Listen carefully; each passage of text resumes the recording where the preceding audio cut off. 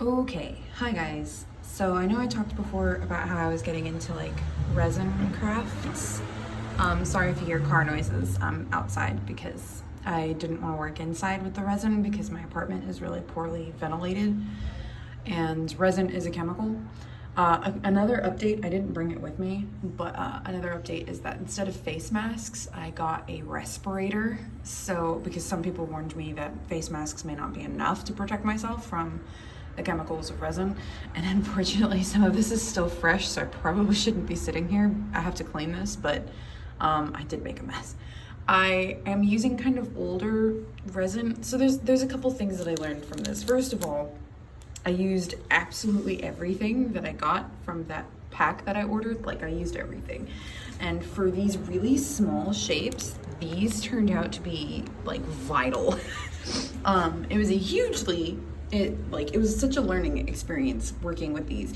You'll obviously notice that there are bubbles in these. I think I mixed the resin way too hard because I just could not get all of the bubbles to pop, even, blowing through a straw. I didn't want to take a flame to this because these shapes are so small. You'll also notice that not all of these are filled probably as much as they could be. Like, some of these are quite nice, and then some of these are dipped a little bit, and then some of these obviously overflowed. I did, obviously pick a really small shape to, like, these shapes are so small. I'm surprised I didn't overfill more than I actually did. But they did turn out, like, super cute, even, like, with the bubbles. They're so small and they're so cute. And they do, like, most of them appear, I didn't think this through. Most of them appear to be, ooh, hello. Oh yeah, that's so cool. Look at that. That turned out so cute. They turned out very nice. The clear ones, surprisingly, do not feel completely done. Like, they're still kind of sticky. They're not. They're done, but they don't feel the same as the ones where I put acrylic paint. And I kind of did that because I knew that, like, someone had mentioned in a video that acrylic paint can stop the resin from drying or from mixing properly.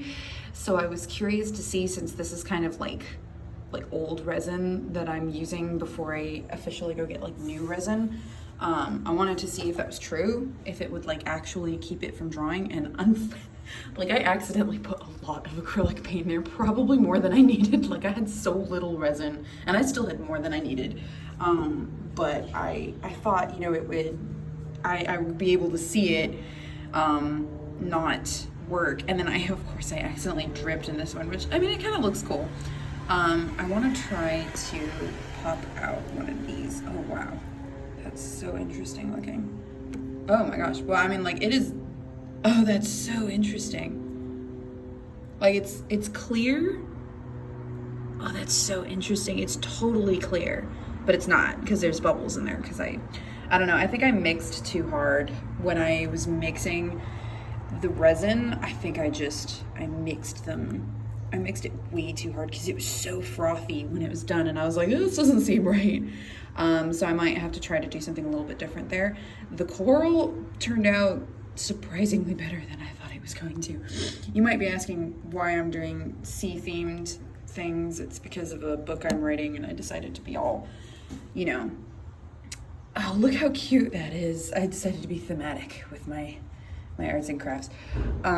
So this turned out like really cool. I kind of want to see this one. I'm gonna like pop all of these out, and unfortunately, because I didn't bring a tripod because I don't think anything through. Oh, look at that. That's cool.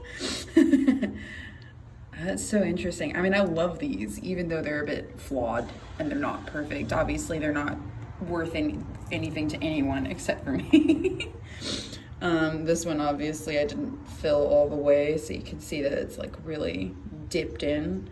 These are cute because I can use them for other projects because they're so little. I could put them inside of another resin project and have them be like seashells, like things that people put inside of other projects, other resin things. Oh, I'm gonna pop my derpy crab. He overflowed a lot.